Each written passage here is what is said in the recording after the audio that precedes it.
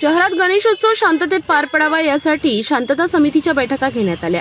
या बैठकांमध्ये शहराची वाहतूक व्यवस्था सुरळीत ठेवण्यावर भर देण्यात आला होता। यासाठी अमरावती पोलीस आयुक्तालयाने 3 पोलीस निरीक्षक आणि 1 ACP यांची वाहतूक सुरळीत करण्यासाठी नियुक्ती केली होती। परंतु गणेश विसर्जनाच्या दिवशी शहरातील मध्यभागी असलेल्या इरविन चौक ते मालवीय चौक यासारख्या मुख्य ठिकाणी वाहतुकीच्या नियमांची उघडपणे पायमल्ली होताना दिसली। सिटी न्यूजच्या कॅमेऱ्यात कैद झालेल्या दृश्यांमधून हे स्पष्ट होते। राजापेठ उड्डाणपुलावरून येणारी अनेक वाहने चक्क विरुद्ध दिशेने खाली उतरताना दिसली। एवढेच नाही तर काही दुचाकीस्वार तर आपल्या जीवाची पर्वा न करता चुकीच्या बाजूने उड्डाणपुलावर वाहतूक करत होते। या महत्त्वाच्या ठिकाणी एकही वाहतूक पोलीस कर्मचारी तैनात नव्हता। उलट वाहतूक शाखेचे कर्मचारी शहराच्या बायपासवर वाहनांचे चालन काढण्यात व्यस्त दिसले।